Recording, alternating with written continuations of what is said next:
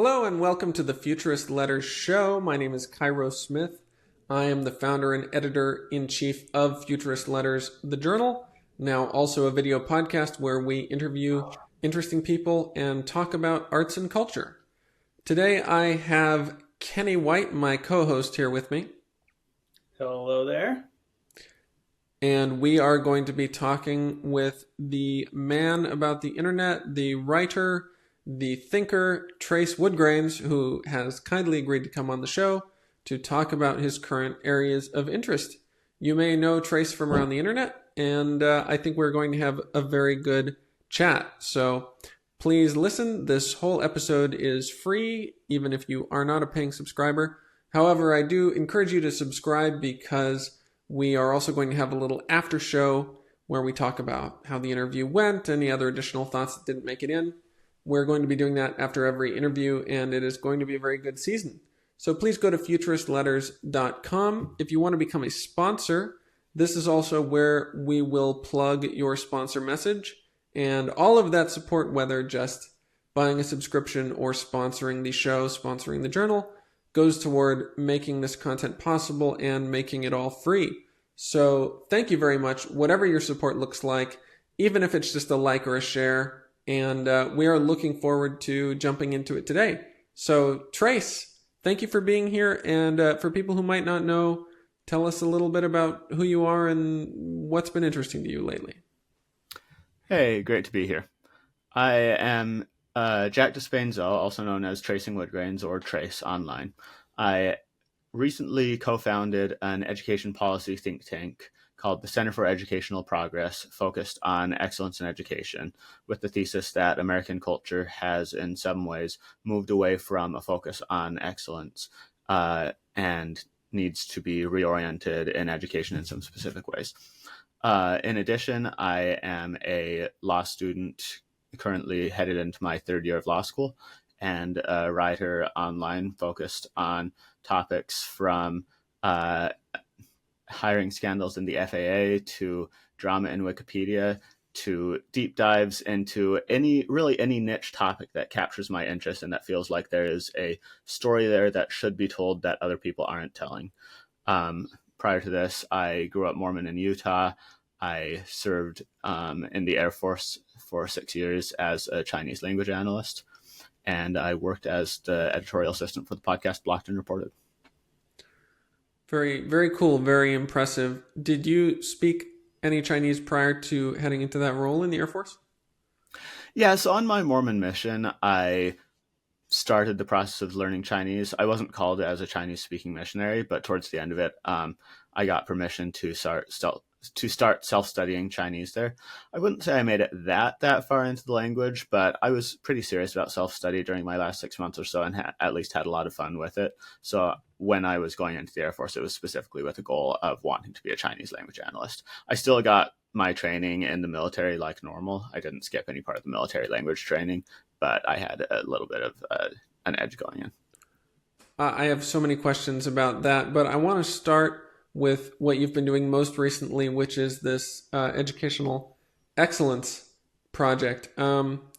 This is something that certainly I believe in a lot. I have a lot of strong opinions about school. School is like probably the most time-consuming public institution we all went through. So I can see why it spurs strong opinions.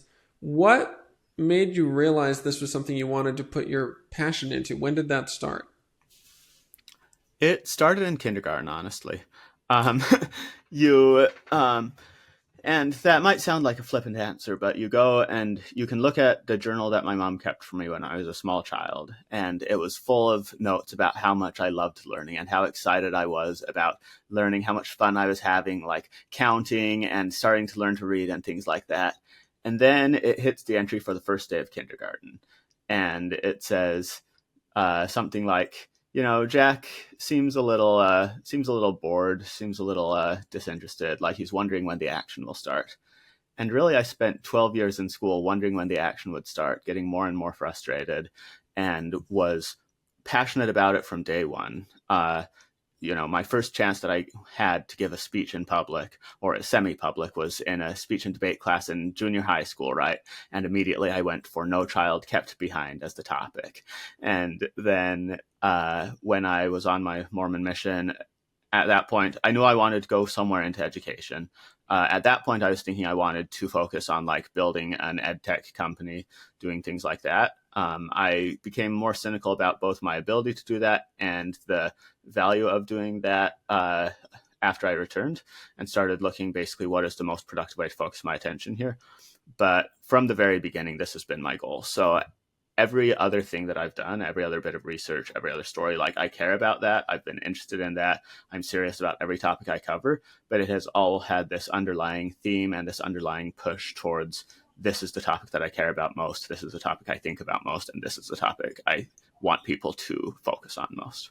So you said you wanted to return excellence to education. I guess, first of all, what do you mean by excellence? Specifically, what's lacking and what do you hope to add to it? And secondly, like what are some first initial steps we can do? Or what does that look like to actually accomplish? Fantastic question. There are several categories that I would point to, both in mainstream society and more in the niches of the internet that I spend my time in, that I think can help people conceptualize things. In broader society, you have two broad education policy movements. You have the equity movement, broadly speaking, and that's going to encompass education schools. That's going to encompass a lot of things from teachers' unions. That's going to encompass progressive nonprofits. That's going to be basically the default mode that education in the United States is in, will be very much focused on this sort of equity thing. Then you have the choice movement. And this is the more libertarian right-wing sort of thing where people are just focused on, more or less the thesis that public schools are failing some kids and therefore we need to provide options to pull kids out of them. And that's a pretty large, thriving movement. There's a lot of energy there. There's a lot of focus there. You used to have a sort of excellence movement in mainstream society, and it's mostly faded now. Back in the day, they were focused more on things like standards, like maintaining the same high, flat standard for everyone and things like that. No Child Left Behind was sort of the cursed brainchild of that, plus the standard equity movement. But when that really failed, and for other cultural reasons, that sort of faded, I would say. Then in the niche corners of the internet that I spend my time in, two of the writers who really control the conversation in those corners are first, Freddie DeBoer, and second, Brian Kaplan. Now, Freddie DeBoer has a general thesis that, first off, intelligence is a real thing.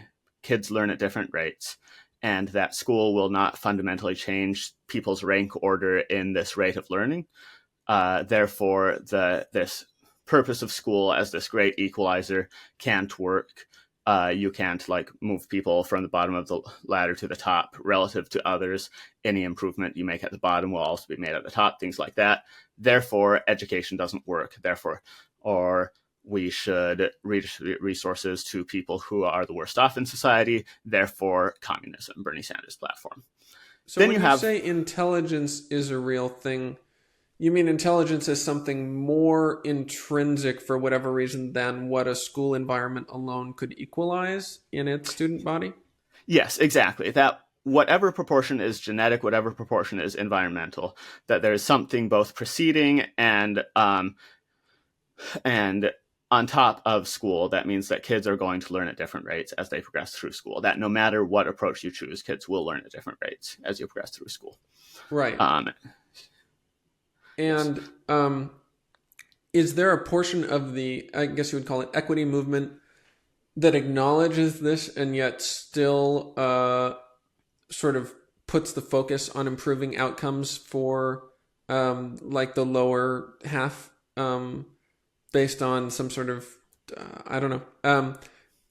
Are there people who accept this and yet still push for this sort of anti-banding or student grouping? So it's a good question. I would say when pressed, basically everyone will more or less accept it in terms of what makes it into the literature, in terms of what makes it into policy suggestions, in terms of what makes it into broader culture. You can take No Child Left Behind as a good example there, where the idea is you have this standard that within 12 years, every school in the country is going to have their kids reach this standard, Right. that you have these grade level standards that are appropriate, so forth. And so what I would say is there's basically this disconnect between policy and like if you talk to people and press them what they'll actually think about kids learning, where everyone knows people learn at different rates. No one will actually like go out and really deny that. They'll just build policy as if that's not true. And I saw you recently. We had a little chat, and I'll mention it for the sake of people who didn't see this on Twitter, where basically people were saying that there is a moral obligation for whatever you want to call them, gifted students. I actually don't really like that term, but students who are achieving at a high level in the class to be paired with students who are struggling as mentors or to sort of lift them up. And I guess there are two arguments to that. One would be that it's wrong, and two would be that it doesn't work. Do you subscribe to one or the other or both of those? Like where does your opposition to this come from? Right. So I could go into this. I think it also might be useful to provide that broad contextualizing still. Please. In terms of, so to finish the thought in terms of Fred de Boer as one voice in this. Right, because you had a whole second half here. Go ahead. Yes. The other major voice to think about in these spaces is Bryan Caplan.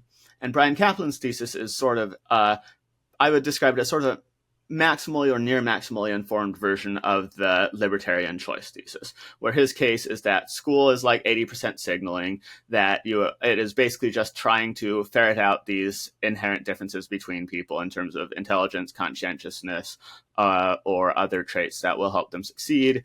That it's maybe like 20% skill, 80% signaling, whatever, and that therefore most of what we do in education is a waste of time and money, and therefore we should burn the system down, and therefore anarcho-capitalism.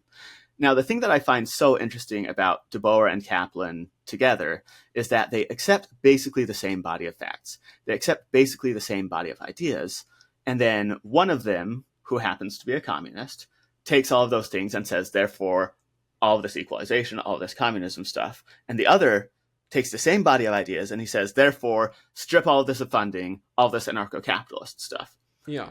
What I want to do is really focus people's attention on the point that there is actually a third point on this poll. There is a third point that exists, that people sort of understand, but that has more or less been abandoned by any serious organized forces. And that point is that, yes, people learn at different rates. Yes, you are probably not going to be able to change the rank order of these people in a meaningful way. That Fred de Boer is basically correct, that a lot of interventions aimed at doing that have failed, that you are going to run in time and again to something that helps people at the bottom will also help people at the top. But that learning is a real thing, that if you go into a Chinese class, you will start picking up words that you don't know. You will start picking up things that you don't know. That there are more effective and that there are less effective ways to learn. That there are counterintuitive, useful, important things that help people to learn better that are often not used. And that it is right and it is good to help people progress as far and as fast as they can, to help people at every level progress as far and as fast as they can and as they want towards the goals that they have with that.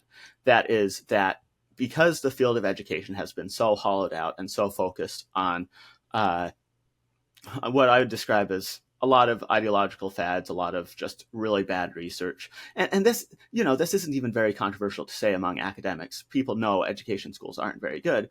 Because that has been so hollowed out, we've mostly lost a serious study of education, and we don't really have nearly as many people as we should pushing and pointing, no, it is in fact possible to learn. It is possible to learn in better ways. It is possible to learn in worse ways. And we are not taking the project of pushing people towards their limits and building expertise anywhere near seriously enough. And so I try to focus people's attentions on things like ability grouping, on things like spaced repetition, interleaving, and other well-tested mechanisms, deliberate practice, well-tested mechanisms to really cultivate expertise. Try to focus people on drawing the field of education more towards other fields of talent development.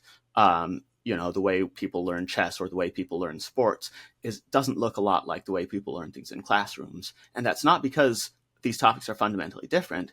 It's because people have been failing in some very obvious, very major ways with these things. Yeah, and so that's where I'm trying to seems focus like people's attention. Almost the more visible failure is in a given field, the easier it is to defend ability grouping. Say in like sports is the most obvious, something like distance running, you're obviously going to be banding people by ability, but to a lesser degree, I guess, math. And then the humanities or debate or things like that are perhaps where this becomes the most difficult. Yeah, and I'm not so extreme with it as to say that like every single subject needs to have this strict banding. There are some things Right. that aren't really these strict hierarchical skills. Math very much is a strict hierarchical skill in a lot of ways, and you can climb different skill trees with it, but you are going to be climbing skill trees, and if you are missing fundamentals, you are going to be struggling at higher levels up on that. And so it is crucially important in mathematics that you test people, you understand their specific skills, and you teach them where they are at. Similarly with reading, it is a strict hierarchical skill. There are clear, useful ways to understand it. It is not a perfect art, but it's a pretty well understood one at this point done right. And a lot of times people just don't really do it right. Again, needing to test them, focus on specific things, and teach them where they're at. And so, yes, there is a spectrum of skills with this. And there are ones where people intuitively accept grouping, ones where they're a lot more skeptical. But in education as a whole, like you go into the field of education and you ask any person at any education school, what does the literature say about ability grouping? They'll say, it doesn't work and it's bad for kids. This is a universal thing. I want to make sure I understand what you're saying correctly as far as excellence in education goes. So your emphasis is, hey, look, like people learn different rates. We don't necessarily, that doesn't necessarily mean we have to embrace communism in education. It doesn't necessarily mean we have to like have anarcho-capitalism, libertarianism in education. What it does mean though is that and not only do people learn different rates, but there is real knowledge and real learning that's happening at school. And we should be trying to maximize the amount of knowledge and learning that's happening across the board for all different skill levels and aptitude levels and socioeconomic backgrounds. Is that like the core of your thesis, at least as far as like excellence in education goes, or am I stating it? I would state it a little bit differently in the sense of I would say people are guided by both values and facts in education. And people are guided, I would say, more by values than by facts. So you can give people all the facts about how things work, and then ultimately, like, you're going to need to decide what you want. That you will never settle these things with purely factual disputes. And the second part of it is that my particular set of values has been extremely underrepresented in the mainstream of education and in the mainstream of the criticism of education. Those values are essentially this pursuit of excellence. And that sounds like vague, it sounds trivial, whatever, but basically like becoming better at things, lifting higher, reaching towards perfection gradually, just step by step up towards how can we improve this skill, how can we improve this thing, so forth. Let's just focus like for mathematics, like what is excellence? What's an example of excellence in the pursuit of mathematics? Yeah, absolutely. So I would say an example of excellence in the pursuit of mathematics would be, say someone has extraordinary mathematical talent from very early on. Excellence in the pursuit of mathematics looks like not wasting their time with 8 years of excruciating, tedious classes where they are learning slowly, they are bored, they are feeling like they are wasting their time. It looks like respecting their time, keeping them in the zone of proximal development at every step through that, and seeing how far and how fast they develop within that time span. Not like putting them, through 4 hours a day of grueling study, unless they're really into it. But saying, in as much as we are going to be spending time on this subject, we are going to respect your time on this subject. If you are ready for algebra in 5th grade, and if we can present you techniques that will help you to be ready for algebra in 5th grade, we will teach you in the best ways we have available, and we will see you progress as quickly as you know how. At the same time, it means for someone who might struggle in mathematics more, you don't rush them along, constantly feeling like they're being a bad student, struggling in class, sucking at things, and constantly being in over their head on everything. You understand the level that they're at.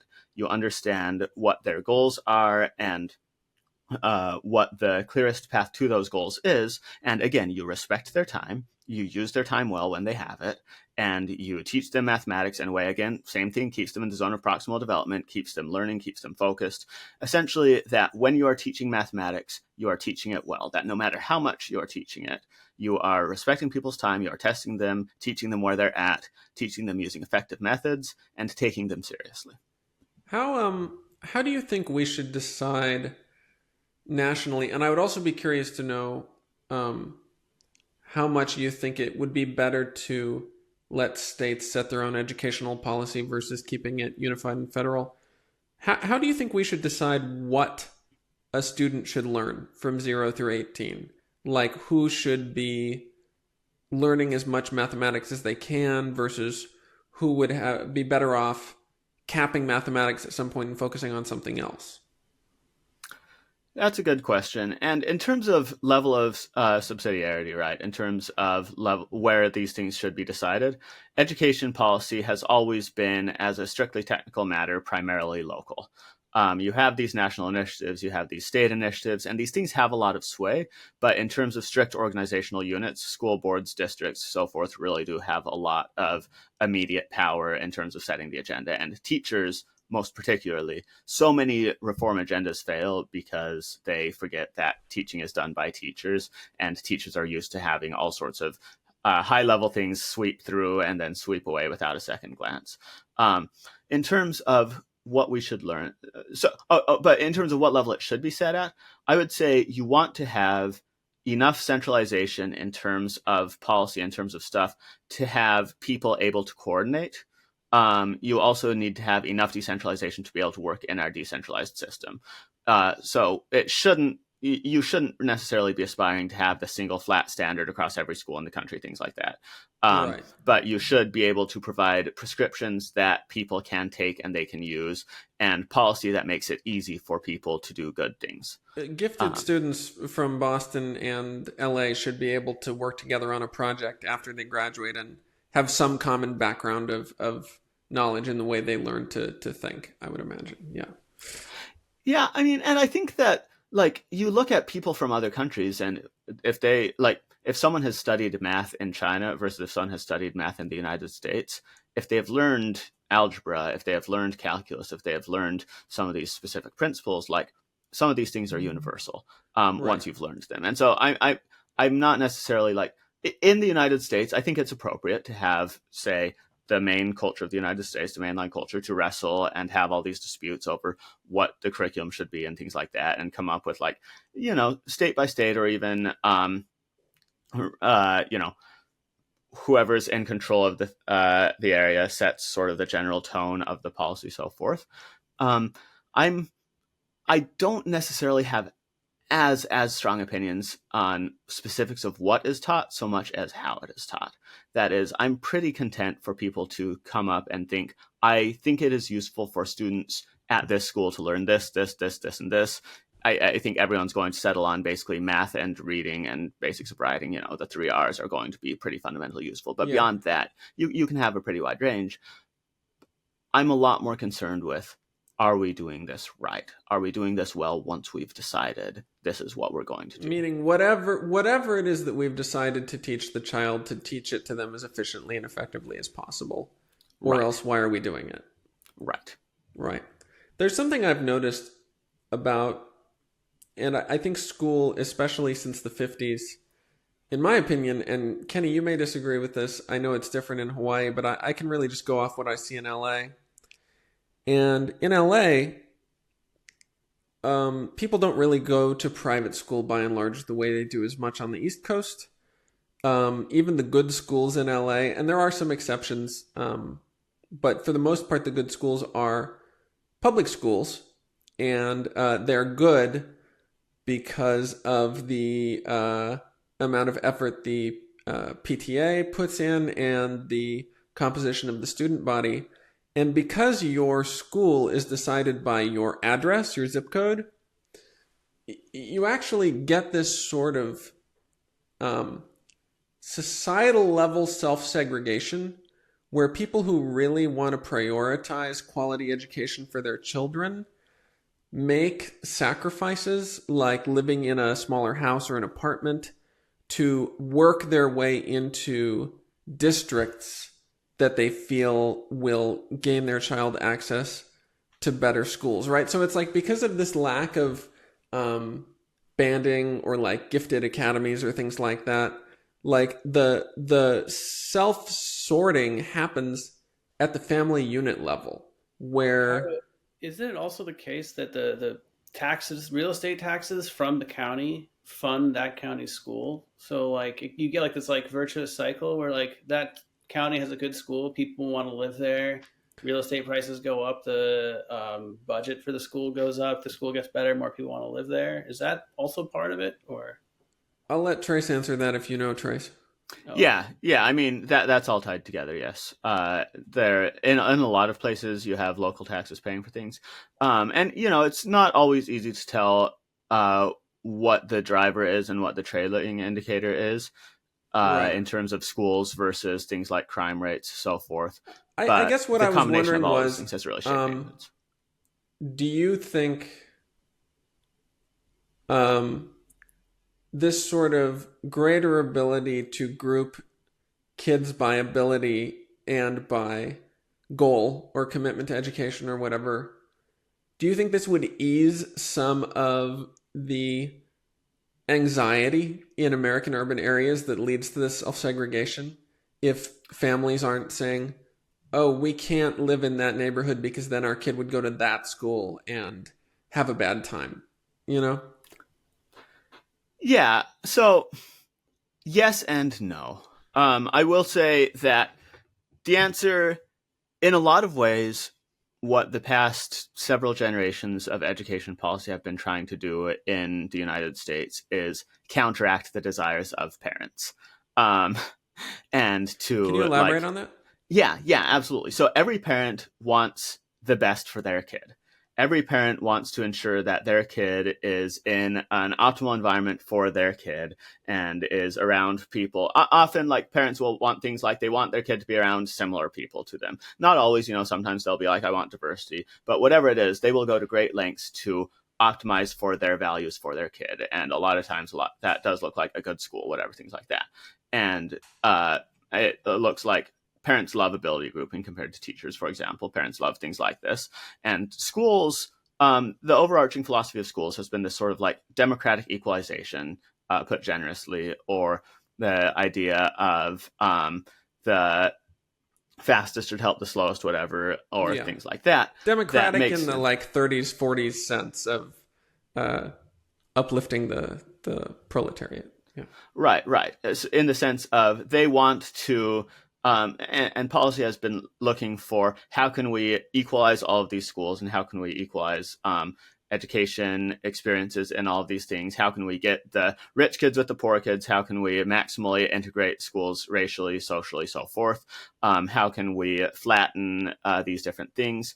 And that's been the general thrust of policy that has sort of had to be restrained by parent preferences. And there's constantly this tug of war between these policy ideals and these parent preferences that sort of leaves schools in this awkward middle ground with all of that between that. In terms of would more ability grouping change that, things like that, I mean, I think parents, I think like it, if schools were really, really good at providing good education to kids, whatever the school was, wherever the thing was, then parents would stop moving everywhere. I guess schools are not going to be that. Put it in an ugly way, like if people want segregation, if that is their revealed preference, not necessarily racial, but segregation in any way or association, would this emergently occurring at school reduce people's anxiety over finding it in their living environment? And I'm not making a value judgment on that. I'm just curious.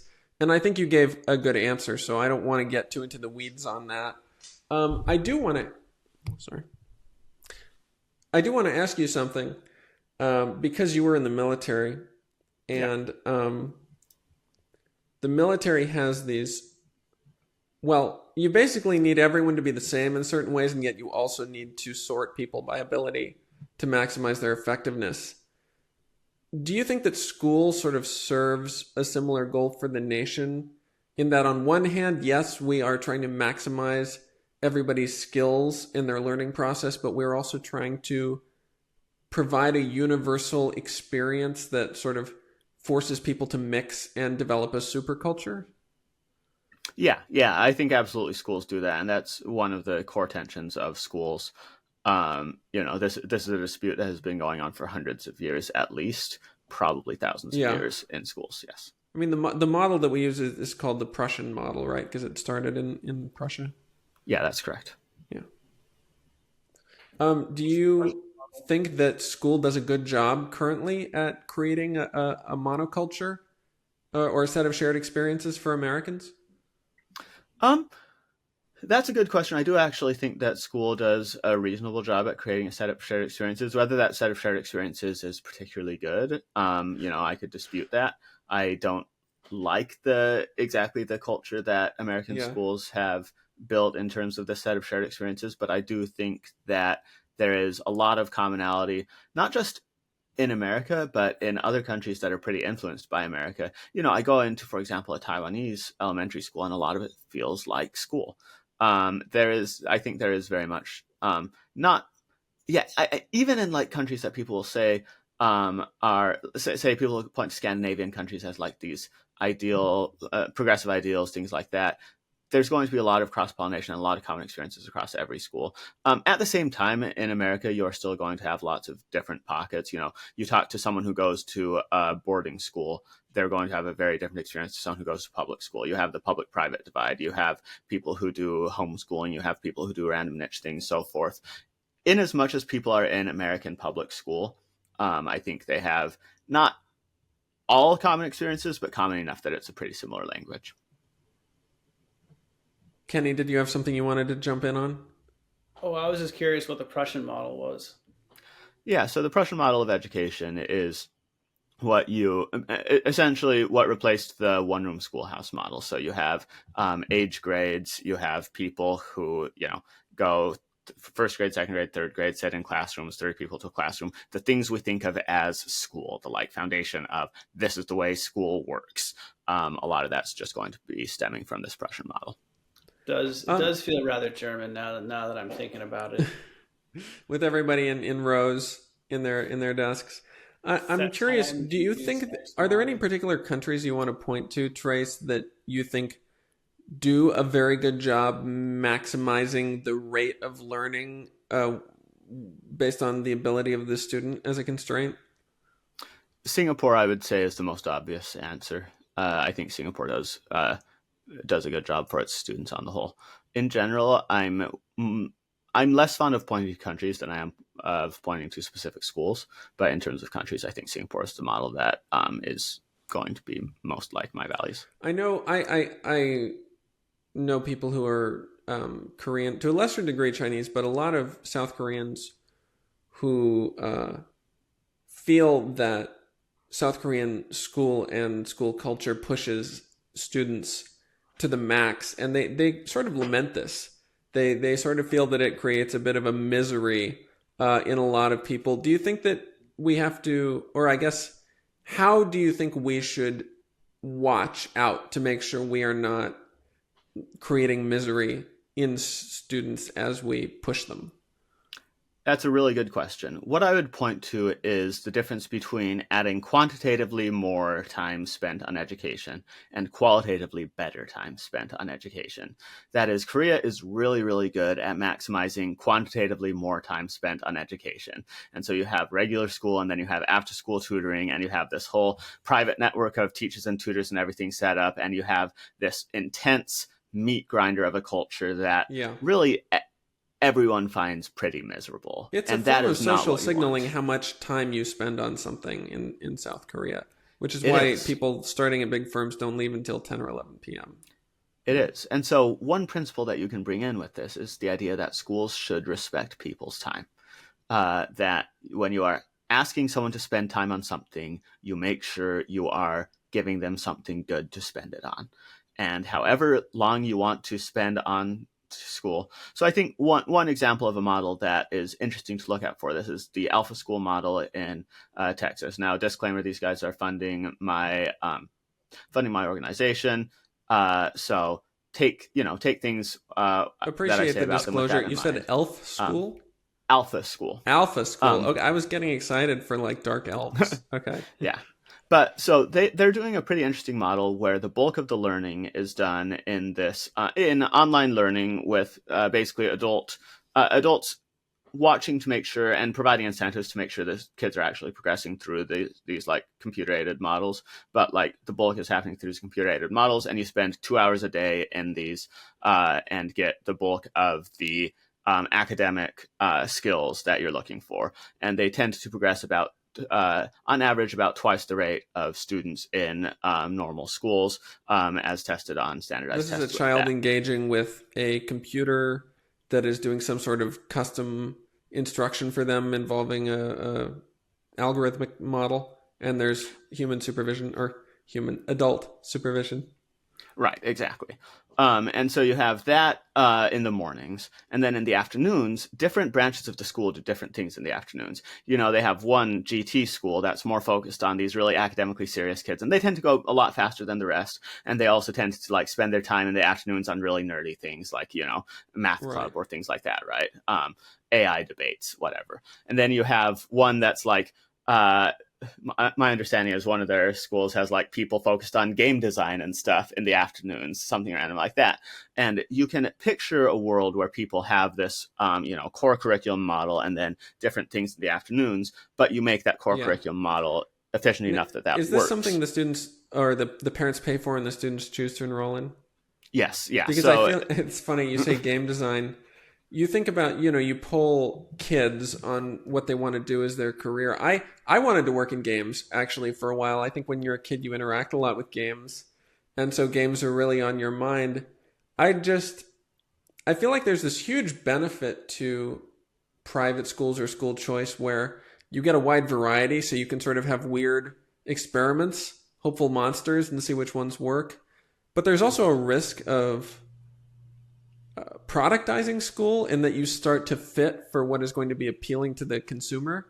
Yes. For example, game design, which might not be the skills that we need to like run a nation.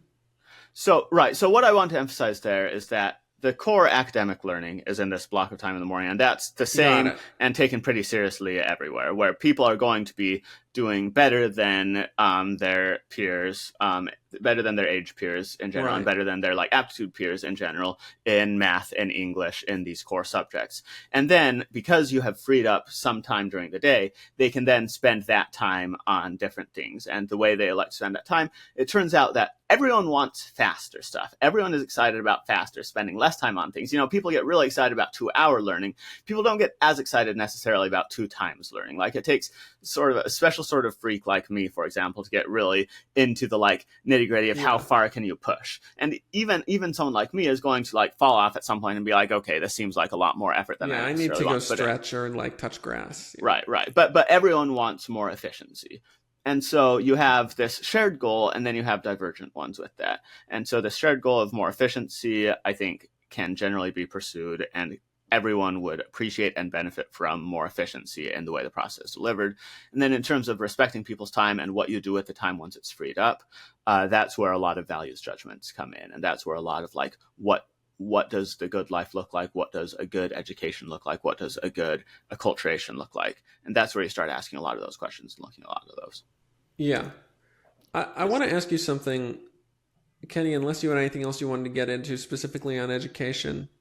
I want to ask you about, and I know you've talked about this a bit, political signaling in an American context, because everything we do in this country, when we're trying to change policy, people are going to be coming in, especially laymen, and they are going to be asking in their head or out loud, okay, how does this relate to one or more of the large political factions I'm aware of? These are almost like gravity wells that are constantly exerting like pressure on you, like slingshot or pull pressure. How do you personally navigate your relationship with all the different large political factions you encounter online? That's a really good question. So those pulls are absolutely real. Sticking with the narrow topic of education on that for a moment, I'll add that in education, that is less real than in a lot of other places. It's real, but like you look, and the parties have been not in lockstep historically in education, but a lot closer than one might anticipate. No Child Left Behind, for example, was a massive bipartisan legislation. In general, like education is a less polarized issue where there is more room to Which would be to say Republicans traditionally have been not as libertarian as perhaps the libertarian sentiment itself. Correct. Okay. Yes. Do you think that might be changing?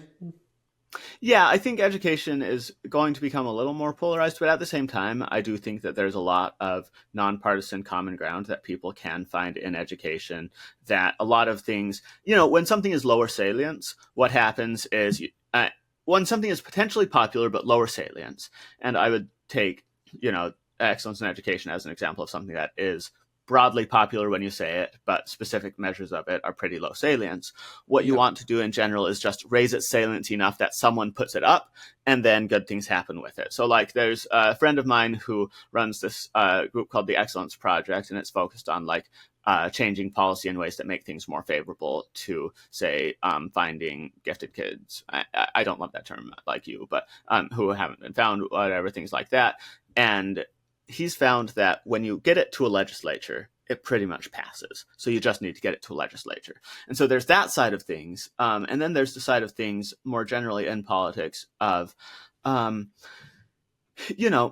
things are going to cross party lines in interesting ways like that, like YIMBY, little niche passion policy issues that you can sort of latch on and get attached to one. And then some things are really going to be a lot more heated culture war things that people can only primarily progress on through one party or the other.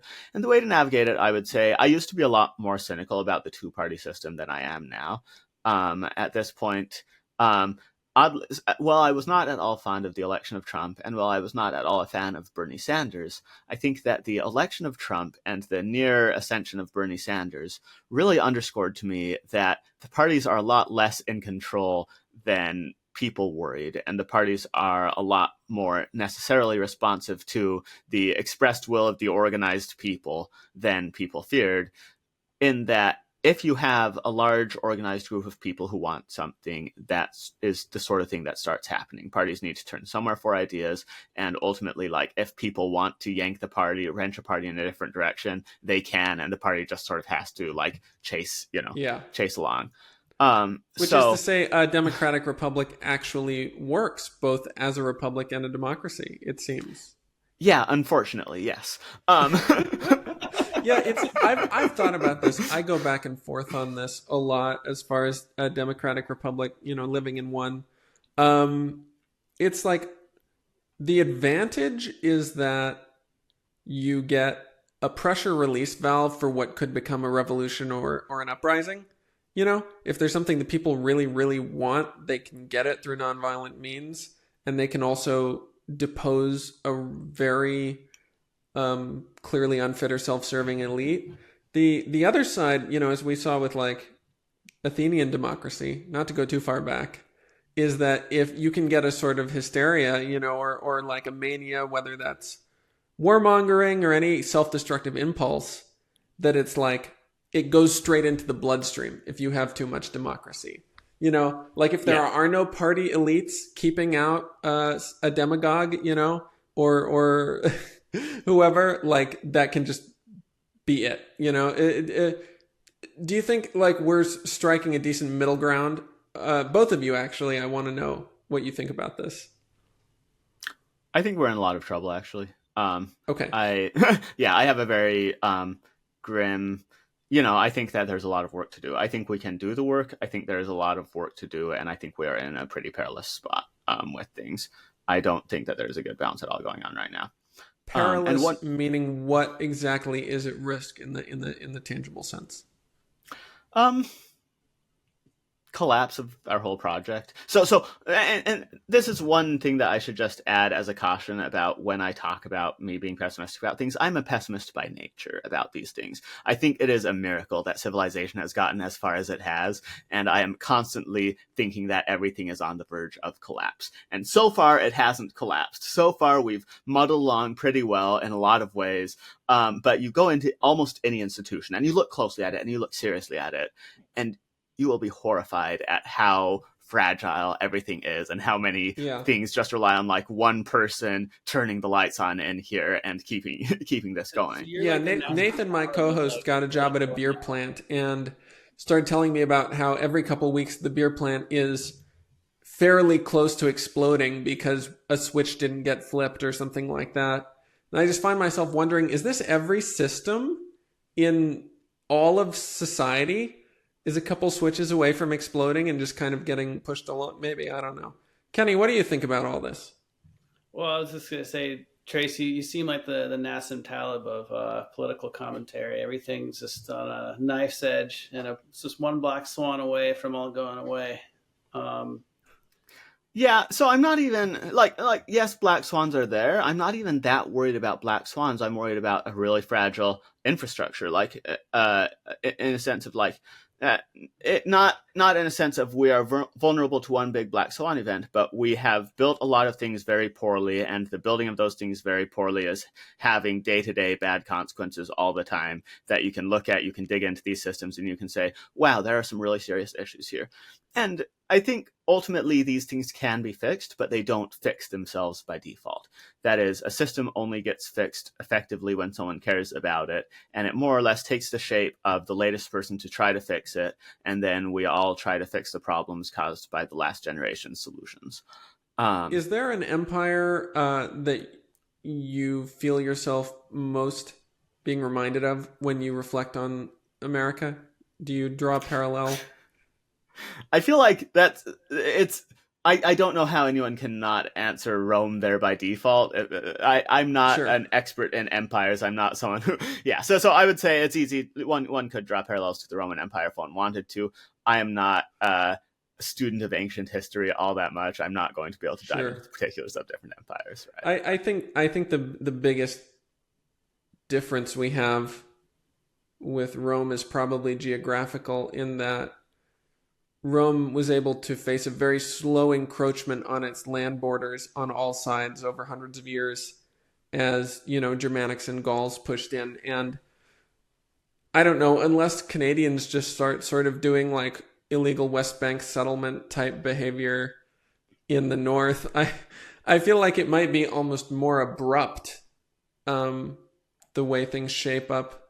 I think if the U.S. were to break up in our lifetimes, people would not be surprised, which is not to say that it's likely. I just think that if it happened, people would go, oh, well, that seemed obvious, right? Which maybe is not a great indicator.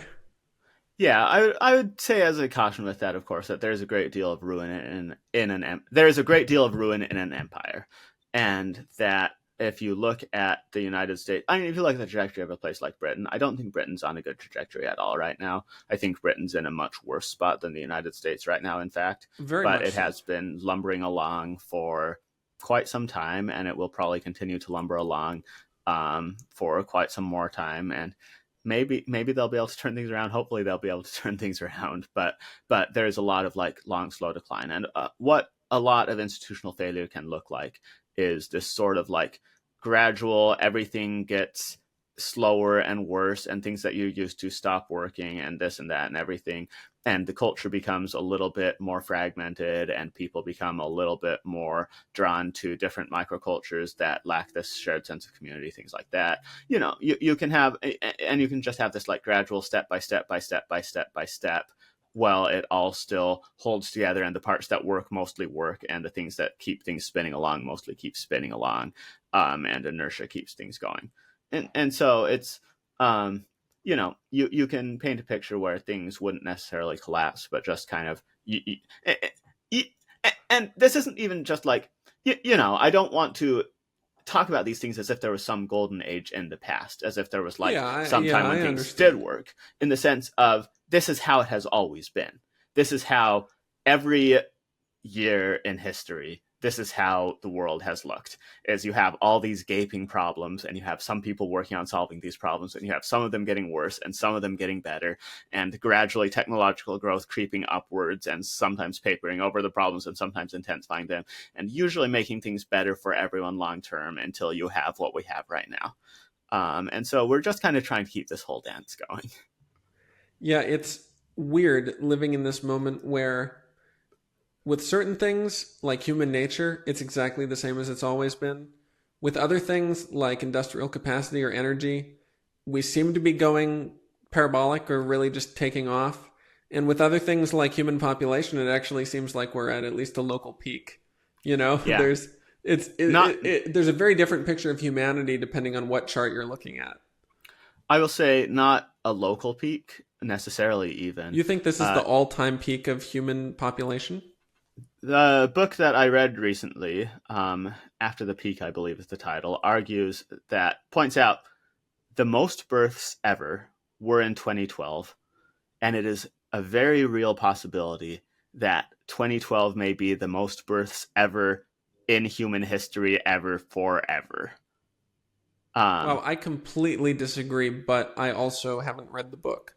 Well, so, I mean, you can disagree, but we have been on a decline since 2012. Every country's birth rate has been going down. There's not a single country that has like dipped below replacement fertility. Like you have like 26 countries that have dipped below like 1.9 fertility rate since 1950.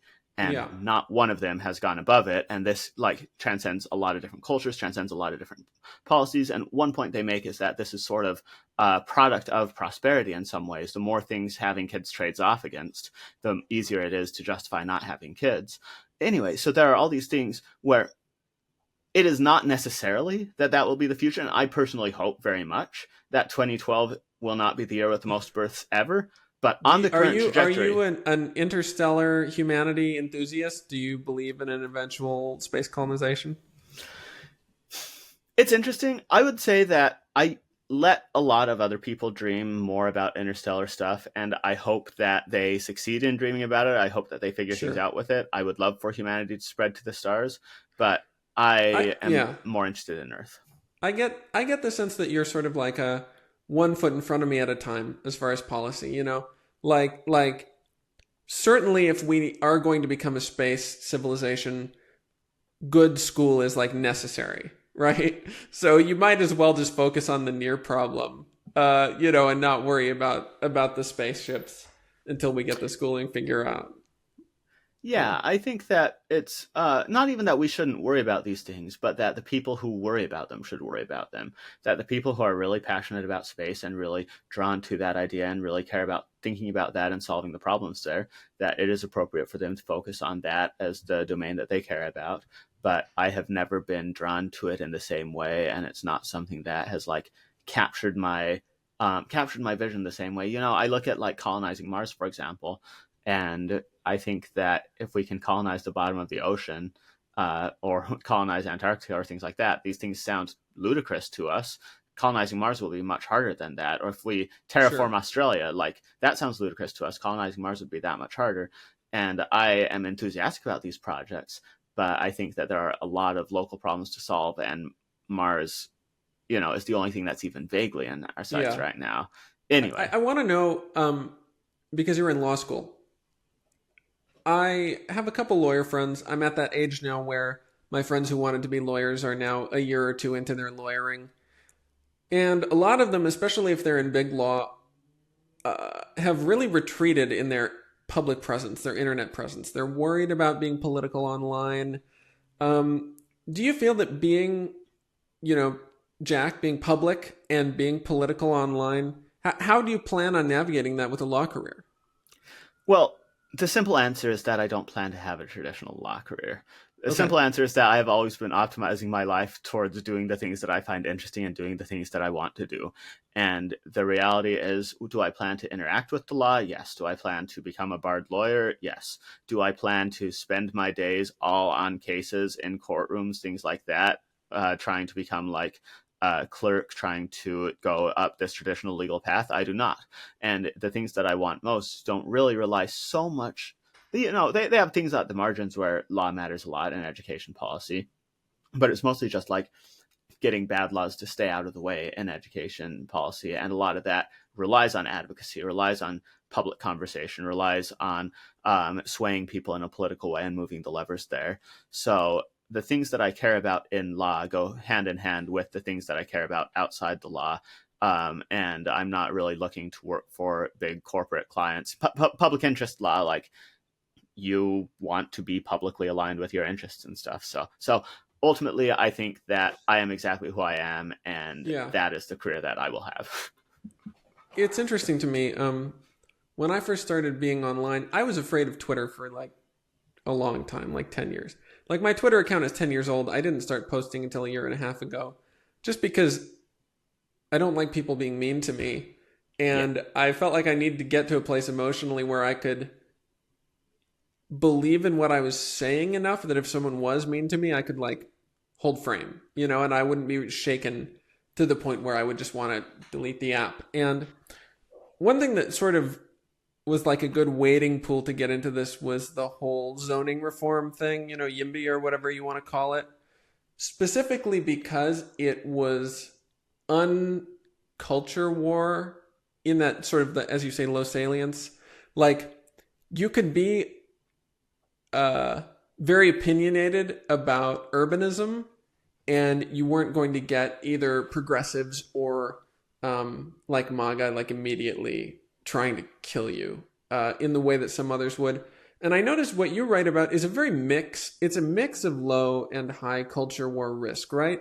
Like, obviously anything regarding racial hiring practices is just like nitroglycerin. Do you think that something being more or less of a culture war flashpoint affects how much you enjoy getting into it, or do you almost deliberately not think of that aspect? Oh, absolutely, it affects it. I'm a culture war junkie. Like, do you wish education reform was more polemical in that way, so you could get? It's a tough question. So I actually took a pretty similar trajectory to you. Okay. I had a Twitter account for many years, and it's only in the last couple of years that I've gotten active on it. I lurked online for a long, long time before I started posting seriously. And when I started Kenny is a current lurker, so shout out to all of our lurkers. Perfect. They say 90% lurk. Yeah, most people lurk. And even when I started posting, it was in quiet, out-of-the-way corners of the internet where I could expand my thoughts at length and, present myself thoughtfully and carefully and thoroughly. And I hope that I've maintained habits from that as I've gone into the more adversarial arena that is Twitter. But in terms of cultural salience and stuff, I would say my interests are what they are, and I think that American culture matters, culture in general matters, and there's this tendency to feel like the struggle over it is declass because so much of the battles are stupid and so much of what's going on is frustrating. But that just makes it that much more important for people who want to be careful and cautious and judicious about it, approach these things and sort of try to navigate them in a productive, healthy way. And I don't know that I always succeed in that. In fact, I'm certain I don't always succeed in that. But I do think that it is important for some people to be willing to touch white-hot topics carefully. And one thing that I'm grateful for the audience that I've built up with is that I have enough trust with them in general that they expect me to handle white-hot topics, and they expect me to handle them with reasonable care and to be serious about them. I certainly do. I read you and I trust you for that. And I think you are obviously someone who, for whatever reason, and I think I'm to some degree one of this, even if you can be wry or you can be cheeky, you seem to value decorum a lot and value sort of a reasonable framework for discussing ideas. And I think that when you're that kind of figure online, you attract people who also have that value. Yeah, I think so. And I've appreciated that. At the same time, it's funny because so many of the people who share that frame and share those values, understandably just don't want to touch any of the culture war stuff and don't want to touch any of the white hot stuff. And so a lot of times you have people who share that temperament with me and are just like, therefore I'll stay away from all of this. And I think that the reason that I wound up attracting some degree of audience is just because I am that same style as those people intuitively and instinctively. And then I'm just like, but like I really do have very strong opinions on a lot of these things, and I think it's worth, if I have something to say, saying it. So, you know. I want to go a little longer, and Kenny, I want to make sure we get anything that you wanted to get into. Do you have anything immediately that you want to jump into, Kenny, before I do my final line of questioning? Sure. I think one of your blog posts that really struck me and kind of provoked a lot of thoughts in my head was the one, I think it was titled like "The Death of the Republican Party," Yeah, or the Republican Party is doomed. Yes.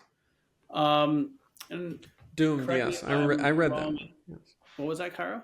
I read that one. Yeah, that was one of the first ones I read of Trace. Yeah. Yeah, and correct me if I'm wrong if I'm synthesizing the argument, but basically the gist of it was that when you look at higher places of higher education, like in the university system, like in law school, policy school, etc., you see quite a large amount of progressives and Democrats enrolled in these institutions, and also at the professor and teacher level. And therefore, you feel like there's, if not a shortage of credible intellectuals and future technocrats for the Republicans, there's at least a much thinner bench. And that's interesting to me in a couple ways. First is, it, like you pointed out, it makes it easier for a conservative intellectual to gain a following because there's just less competition. But it also means that maybe when conservatives or Republicans are in political power, that they'll be less effective at implementing like a sound policy to pursue whatever goals that they have. And I wonder, like, do you see this trend sustaining itself for the next 10 years? Like, how long do you see this trend going? Or do you think that this is going to course correct sooner or later? It's a good question. It's a trend that's been a long time building, and a trend that, people say that Zoomers are harder, right? A lot of them, and I think some of that was borne out in elections. Some of it doesn't align with what I've seen yet, so we will see on that front. What I'll say to make the argument clearer for people with that, and you did a good job summarizing it, but there are nuances I would add, that it's not just institutions of higher education. It's not just students and professors, although it is that. It is the fields that care about governance. So you look at government workers, for example, and they are overwhelmingly Democratic compared to Republican. You have something like, as I recall it, something like, in terms of the federal bureaucracy, like 50% Democrats, 25% Republicans, 25% independents, or something like that. And you look at appointments by Republican presidents as compared to Democratic presidents, and Democrats are appoint many fewer Republicans than Republicans appoint Democrats. And that's not because Republicans are less partisan than Democrats. It's because Republicans have less of a bench to pick from. You look at the profession of law, and the top law firms, like almost all of them, donate much more to Democrats than they do to Republicans. You look at all of these, I believe Richard Tanania called high status, low pay professions, things like journalism. Most serious journalists, there is not a New York Times of the right, and the right doesn't even exactly want a New York Times and doesn't know what it would do with a New York Times if it had one. You look at a lot of things like that, media, movies, This and is so a way forth. of saying that the Democratic Party is more the party of the rich, right? And No, a lot of no. these things. No, absolutely you disagree? not. No, 100% not. Really? It is not. Yes. Okay, No, go no. ahead. So Republicans have plenty of wealthy people. Intuitively, billionaires, plenty of them lean towards Democrats, but still intuitively, billionaires tend towards, and the ultra wealthy tend towards Republicans. Not 100%, but with some reliability. You have business owners, small businesses. You have the sort of low status wealthy, so say car dealerships, for example. Car dealerships will generally be owned by Republicans. Or you have the small business class, right, will be generally more Republican, things like that.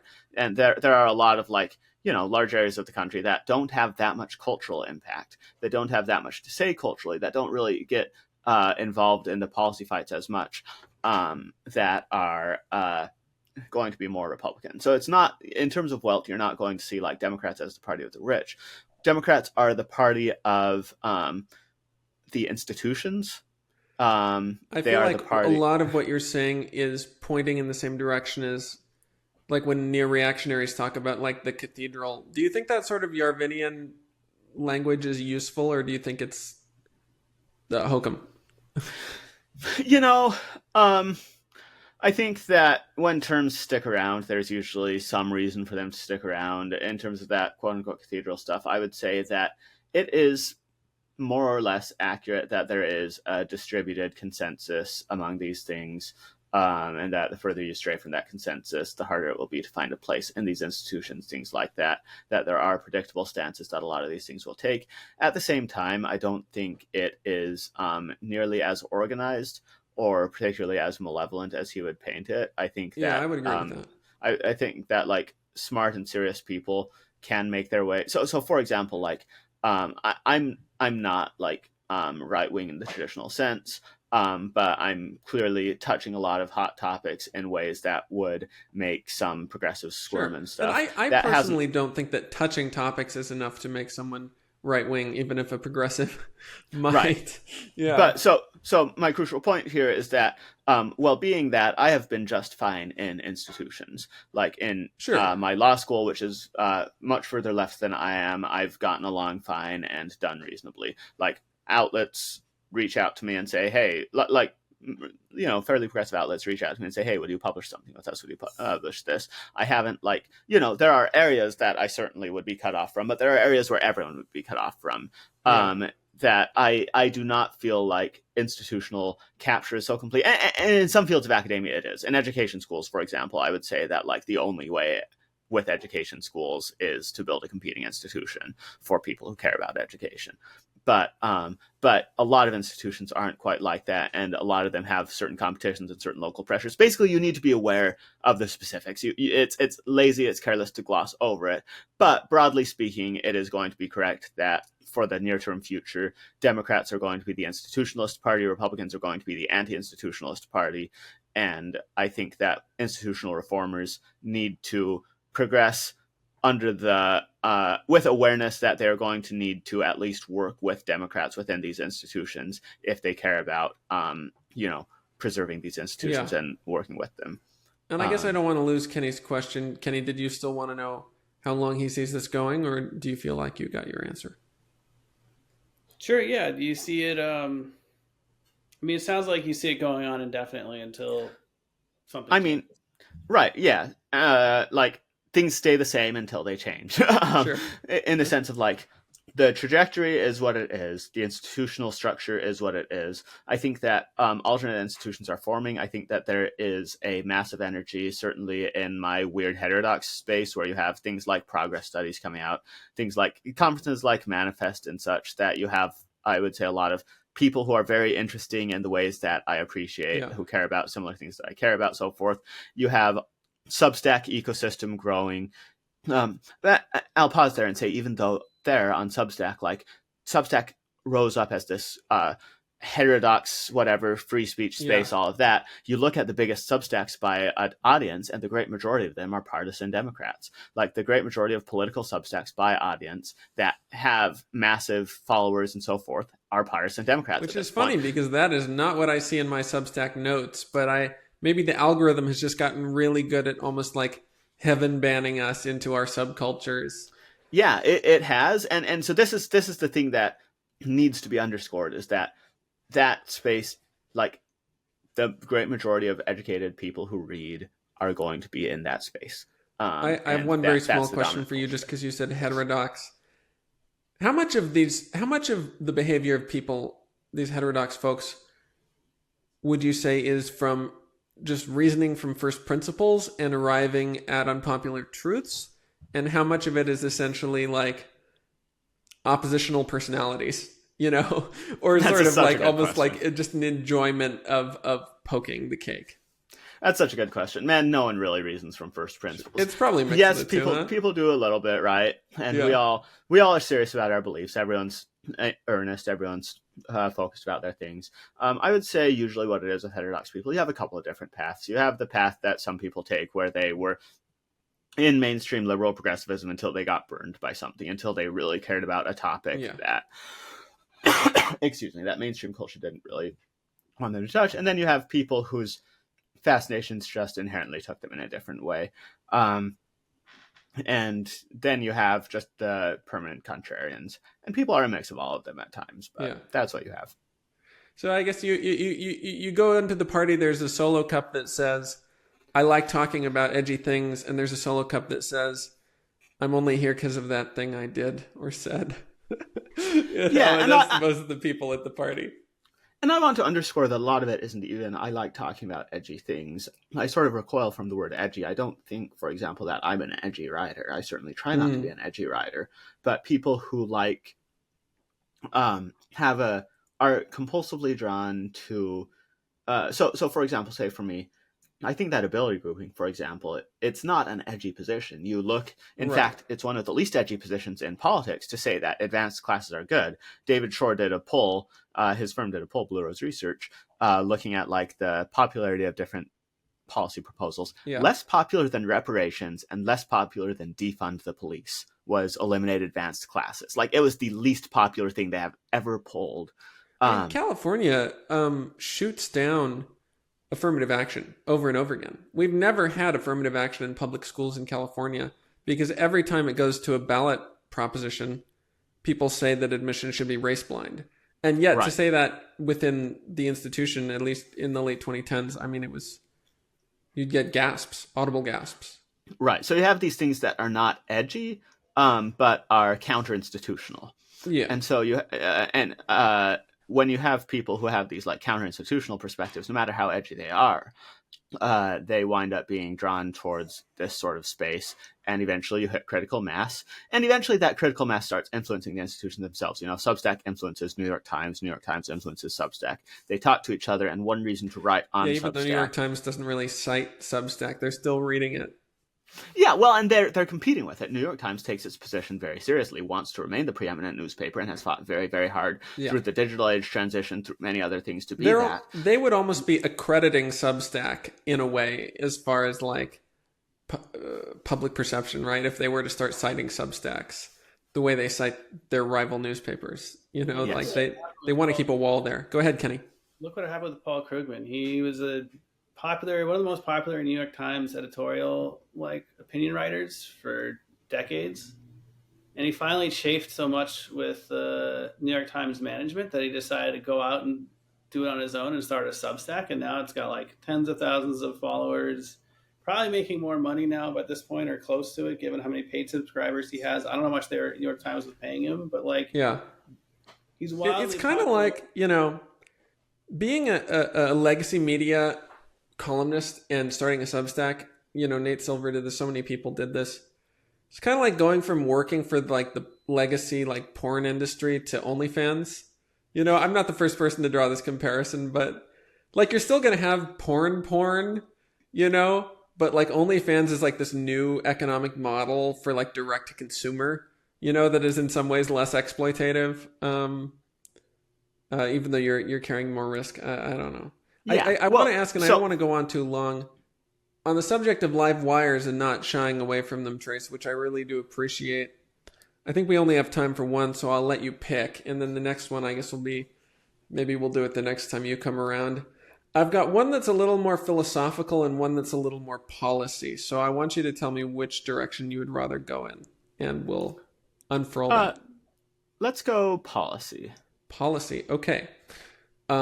My question for you is that I think in our heterodox space, I guess you'd call it teapot adjacent, whatever you want to call it. No, teapot adjacent is a little too adjacent. I think we can just say teapot for that. Teapot's already adjacent to everything. Teapot. I want you to take a crack at defining teapot for someone's grandmother.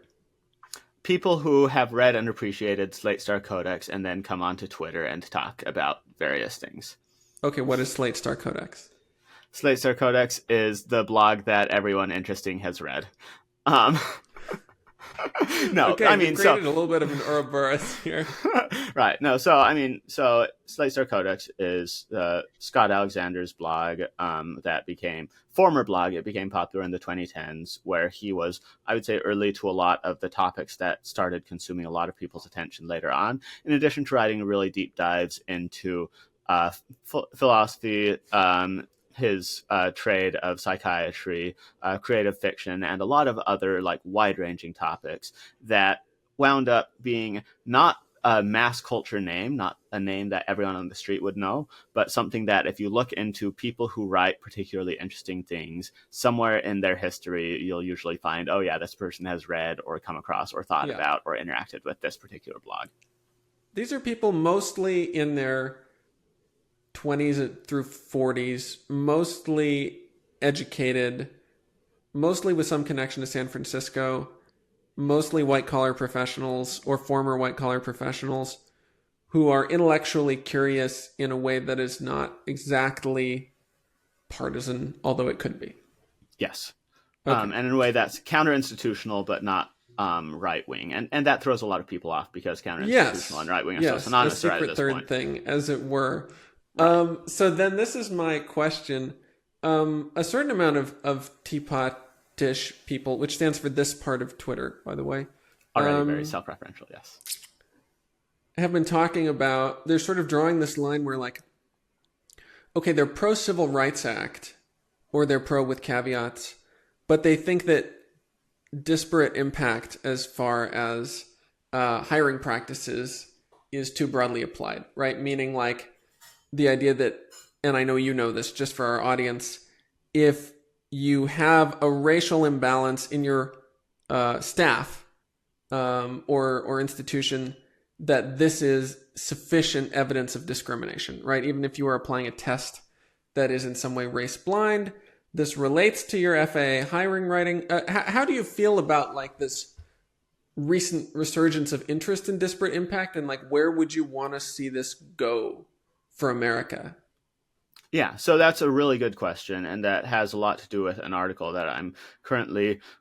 I say article at this point; it's almost demanding to be short book length, and I'm hoping I can do it shorter than that. But anyway, about a court case, Hobson versus Hansen, that was really influential. Specifically, it was on ability grouping, and it made the case that this form of ability grouping was unconstitutional. And I have thoughts on it. So anyway, so there's that. Because they're looking at the racial or protected class composition of the groups, and they're saying this is de facto racism.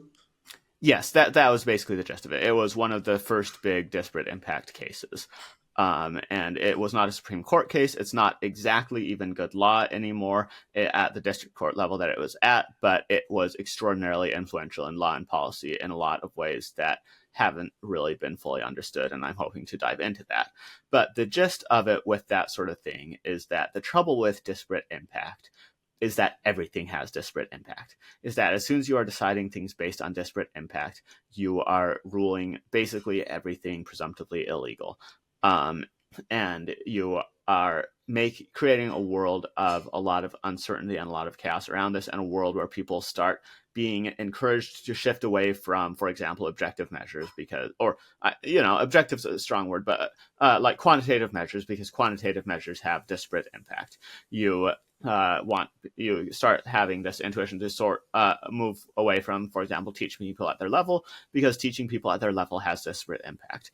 And so systematically, as you make disparate impact itself a matter of suspicion, you wind up encouraging a lot of fuzzing in policy, a lot of vagueness in policy, a lot of uncertainty, and creating inefficiencies in policy that has led us in unhealthy directions in several ways. So ultimately, when I look at disparate impact as a legal doctrine, I think that I'm extremely wary of disparate impact as a legal doctrine. I think that the push against disparate impact specifically is broadly correct. So I would say I fall in that spot that you're outlining, where I'm glad the Civil Rights Act exists. I am glad that we are pushing against discrimination in terms of looking to discriminate against people based on things like race is bad. Things that are looking to do something effective and something serious that ends up getting stopped because it has disparate impact in one way or another, I think have been at the root of some of the most destructive legal and policy decisions over the past half century in ways that people have often forgotten or tried to shove to the side. Something like my air traffic control hiring scandal article is a good example of that, where it takes some out-of-the-way law student to write about it in a way that people start paying attention to it because it involved disparate impact, and so it was such a white-hot topic that no one ever bothered to touch this fascinating and kind of horrifying scandal. There are a lot of things like that, and it comes down, I think, in a lot of ways to disparate impact as a policy. In lieu of disparate impact, what do you think should be used as a counterforce to discrimination? I think discriminatory intent is what should be used, what I think people intuitively think has been used and everything. I think it should work the way people on the street probably think it does work. Exactly. Like you intend to do something bad because of someone's race, or you can demonstrate enough, at least like I don't necessarily think you need to, prove every single detail of definitely, absolutely, there was discriminatory intent in every case, but I do think a discriminatory intent standard is more appropriate than a disparate impact standard. I think it's funny, because actually, I think that bar that you just described was just used, I believe it was at a Starbucks. There was a white woman who sued for being told explicitly that she would not make manager because she was a straight white woman. And they had this on the record clearly enough that she was able to win her case, right? So however, I don't think that like a white person or a man, say like if a nursing staff is 80 or 90% women, right? Like a man would not be able to win a discrimination case unless he had like literally something on the record saying that it was because of a protected class, right? So it's sort of taking the way that's already done and spreading it around. Yeah, and I will say actually, so the Supreme Court recently has at least started to change that, where I'm going to forget this. I forget the name of the case, and so I'm not going to try to give like all the details. We'll have a live fact checker once we are making money. But a recent Supreme Court case removed what had been a standard in some of the circuits, that if you wanted to demonstrate if you wanted to prove an employment discrimination case, if you wanted to make an employment discrimination case as a person who was in a majority, whatever thing was, you needed to demonstrate that you were in the rare situation, the rare employer that might discriminate against someone in that situation, on top of the other judge-made standards. A higher bar if you're in I guess you would say, more privileged the categories from a progressive perspective. Yes. And the Supreme Court removed that, and it was never like, it was always a judge-made standard. It was always a little odd thing that, as I had been reading it in some of my cases, I was like, does this really exist? So I think that was a very good Supreme Court decision. I think that decision was obviously correct, and is one example of the sort of thing that is useful here. Yeah. Kenny, was there anything else on this topic you wanted to get into? Okay, well, I think that was a very good answer. I really appreciate you going with me there. It's funny, it seems like in some ways, culturally, and I was just saying this with Matthew Gazda, culturally and in the literary scene, we're sort of going back to the Enlightenment in terms of the economic model, where you have these very small presses or individuals almost operating like political gangs, spreading their diatribes and journals around. But ideologically, there seems to be this sort of almost like late 19th century American movement, this sort of like neo-Gilded Age sentiment. Gilded Age itself, of course, being a progressive loaded term, but it's like people are cracking open the Overton on these things like disparate impact that have been considered settled or outside of polite conversation, at least pretty much since the mid-50s. Yeah, well, and I think this is and this is probably a good point to end on, I think so much of our political conversation, if you go back to what was being talked about in the 60s, we have been stuck in the 60s for several generations now. The conversations we are having now, like every political conversation is age old, but very, very specifically, our political conversations are rooted in the 1960s. Like, to Is that when the understand, institution that we described was sort of the concrete was poured for that and it set very quickly? in some ways, I think so. So what happened was this, right? You had the radicals of the 1960s were every bit as radical, more so even than the radicals of today, and they were much more passionate in some ways, much more active, doing many more things than the radicals of today. Sure. Well, they didn't have TikTok. They didn't have scroll on all TikTok, day. but they were actually making waves. They were making policy waves. They were doing some pretty intense things towards, and people forget like the Weatherman bombings, things like that towards the end of that. But basically, like, you had this really wild period, and you had some really extreme reaches, and then you had some consequences from those reaches on some policies, and you had things that happened as a result of them that failed socially, culturally. Some of these policies failed, and people sort of like moved into either we are trying to pull back some of these things, or we are trying to retread this failed ground. So I think one good example of this, because this has been settled in the other direction at this point, is busing, for example. Busing was a policy that gained a lot of purchase in the 1960s, like, involuntary transfer of students from one school to another, that buses would take them across the city to my mother was bused. My mother she's 0% white, and she was bused into a more dangerous district, and just had like a nightmarish experience.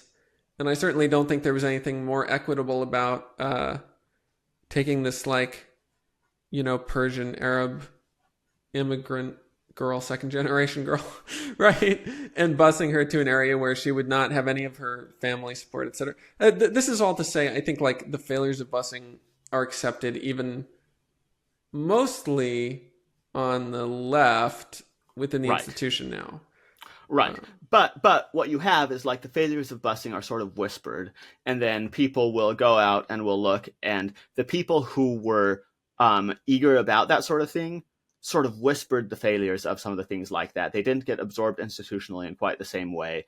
And you had this general culture of, we have always been progressing in this one direction. Like, we would have all agreed with, like, the radicals of the 1960s. We would have all agreed with the radicals of all these prior generations. Why do we disagree with the radicals now? No, really, we've been trapped in a loop since that time period, and we've been relitigating all the same political battles. We've been relitigating, for example, colorblindness since then. We've been relitigating all of these various fights. Everything you want to point to, not just race politics, but politics in general, everything you want to point to, in many ways we've been relitigating from the 1960s. And so one thing that I really want people to start doing is breaking past relitigating everything of the 1960s. One thing that I think could set us on just a better direction in general is understand the extent to which we have been relitigating the 1960s. And then, to play perhaps the devil's advocate, you just spoke about the fragility of the system and the potential of collapse. Do you think perhaps breaking out of the conversation of the 60s might open the political spectrum to the risk of perhaps even further destabilizing the institutional system at this moment of precarity? I think that there is always risk when you want to move past some of these friends and you want to move to better things, so forth. But there's so much, I think there's so much slow stagnation and so much struggle and so much just like default dead, as they say in startups.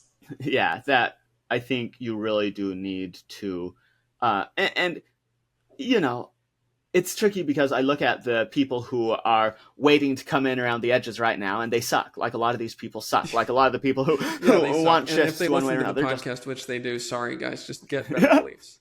Right, yeah. And so the problem with this is that, like, I gesture towards some of these things. I'm like, well, but the counter-institutional stuff really sucks right now. And my answer to that is basically that we just need to build more serious outside institutional stuff. We need to build counterforces that are not like these, hard right, lean into every culture war, yada, yada, yada. But people who care about institutional decline, collapse, so forth, need to tackle a lot of the really tedious, really boring structural things that nobody really thinks about, nobody really cares about, but that are causing real problems. And they need to show that they are credible at solving these real problems. And this is where I'd go back to education. Education schools are a really good example. Education schools are terrible right now. They are not just ideological, although they are ideological. They are faddish. They have a lot of just nonsense built up, cruft built up, junk built up in them.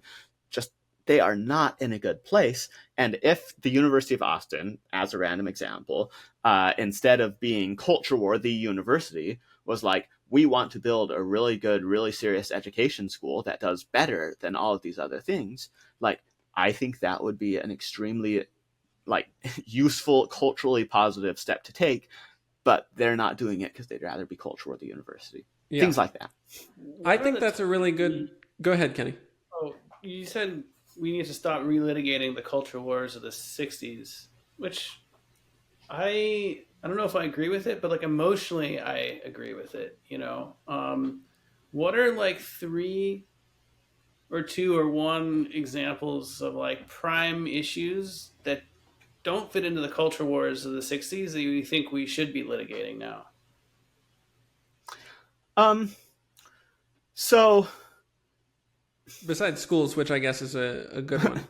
Outside of schools and education, or inside of schools and education, if that's where the focus is. Yeah, I think that I do need to go back to, this will be my cliche, is ability grouping is the thing that I think is really worth focusing on. Should everybody be learning Chinese? I may be the Chinese century. It's possible it'll be the Chinese century. But so I would say ability grouping, you look at the research in the 1930s on ability grouping, you look at the research in 1960 on ability grouping, education as a field has regressed in its understanding in the past 50 years, at least, on that topic. Not for reasons of race, even things like that, but just reasons of the faction that happened to win out in some of these institutional battles really soured on this topic. And so they created a frame around it that is basically an unproductive one, and one that obscures some useful and important things about it. And that became the dominant institutional frame with that. So one thing that breaking out of the frame of the 60s would look at for that is understanding that has set in, understanding that the ways that has been defining both left and right in the conversation on a lot of these things, and stepping past just living in the shadow of, the boomers. Right. That's about all we have time for. We have gone a while, but I think it's all been good stuff. I want to give you an opportunity, Trace, to remind our listeners, especially people who may not have heard of you before this, but liked what you had to say, where they can find you and what they should look out for from your work. Absolutely. You can find me at TracingWoodgrains.com, Twitter at TraceWoodgrains. And if you care about excellence in education, you can find the Center for Educational Progress at educationprogress.org. In terms of what is tracing wood grains? I'm sure you've answered this before. What does it mean to trace a wood grain? Yeah, the name Tracing Woodgrains comes from Orson Scott Card's book Xenocide, about a girl who traced wood grains as part of a religious ritual and later learned that her whole religion was a lie. Her whole world's religion was a lie. They had the impulse to do these OCD-like things taken away from them, and she spent the rest of her life kneeling down and tracing the wood grains anyway. And it's a story that had a lot of... Mormonism, in your case, has on your psyche even after you've departed from it, in a way. Yes, exactly. Okay. And that's a whole conversation right there. I think we're going to wrap it up. It was such a pleasure having you on the show, Trace. Thank you, Kenny, for helping me run this one. And again, if you want to sponsor the show, please go to futuristletters.com. You can advertise.